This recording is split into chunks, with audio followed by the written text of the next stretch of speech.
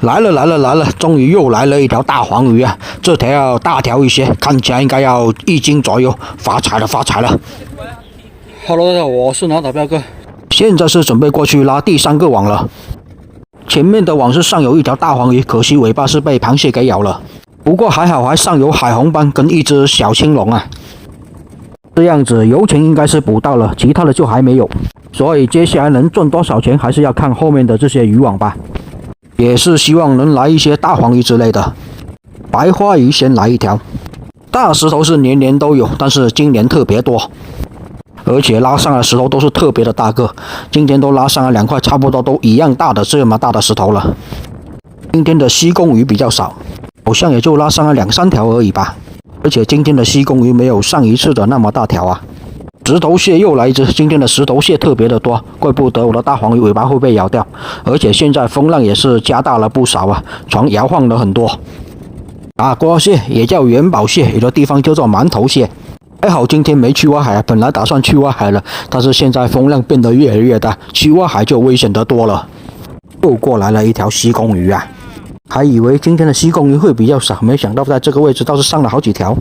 但是这个位置又是连续的不上渔获了，看来是不能夸啊，经不起夸，一夸就不上渔获。白花鱼倒是有一些，连石头也是来了不少了。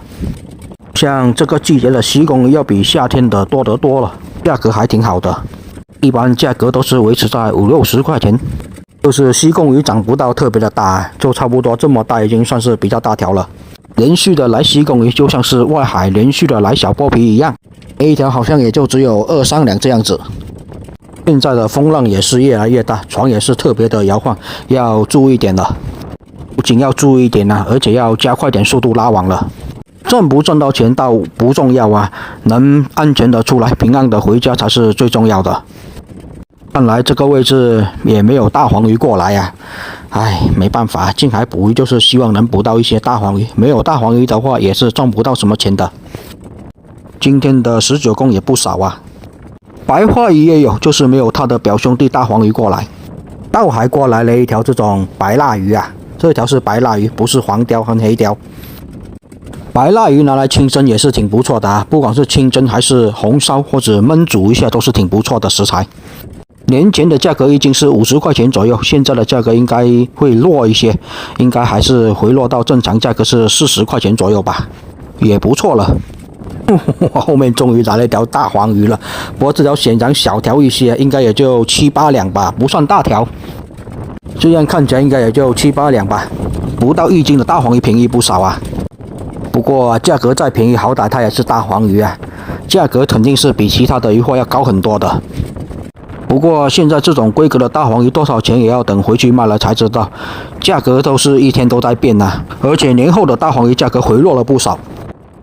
鳐鱼也来了一条啊，也是今天的第2条鳐鱼了。感觉风浪真的是越来越大了，要加快点速度拉网，要不然来不及啊。好几次的浪都直接打到我的脸过来了，头发都快湿了，而且也是连续的不来渔获才难受啊。然后就来了一条小白花鱼。今天白花鱼的数量也是来的比较少。一个网的第2只傻瓜蟹，圆鼓鼓的。总体来说，今天的渔获还是比较少的吧。19公的旺季到了啊，可以去钓19公了。又是一条白花鱼，你的表兄弟黄花鱼哪里去了？多叫你的表兄弟过来玩嘛。来了，终于又来了一条大黄鱼啊！这条要大条一些，看起来应该要1斤左右，发财了。还敢说他的表兄弟，立马就来了一条表兄弟大黄鱼了，这条应该要达到1斤了吧？发财了。连黄鸡也来了一条了，好像是今天的第2条黄鸡吧。今天拉到的黄鸡数量比较少啊，而且也没有外海那么大条。不过这个网也不错了，来了2条大黄鱼了，2条大黄鱼就能值不少钱了。好吧，就这样子，这个网也就拉完了，渔获也不多，不过就2条大黄鱼能值点钱啊。也好在有2条大黄鱼，而且也要感谢这些石头蟹没有动手啊，放过我了。要不然这2条大黄鱼再咬一口，那就真的损失不少了。好了，现在去拉最后一个网了。最后一个网是大网啊，看能不能拉到大条的大黄鱼吧。而且感觉明显风浪变大了，加快速度拉网也是非常有必要的。拉完网就赶紧回去了。如果大网能来一条大条的大黄鱼，那就相当的不错了。前面是上了3条大黄鱼了，但是一条尾巴被咬掉了。有一条1斤出头的应该就能值钱一些，其他的就不怎么值钱了。如果是年前的价格就比较高，但是现在年后价格回落了不少，所以能挣多少钱还是要看最后一个网。能不能来一条大条的大黄鱼还是非常的关键的，最好是那种一条鱼发财系列。今天的石头蟹真的比较多，就怕它咬大黄鱼了。咬其他的鱼货倒无所谓，就不要咬大黄鱼就行了。不过大网始终是大网，相对鱼货真的是少了非常多，近海就是这样子吧。这个季节外海的大网会好很多，大货比较多，近海就石头蟹比较多。网都拉了接近一半了，到目前为止还是没有看到大货过来啊，有点太难了。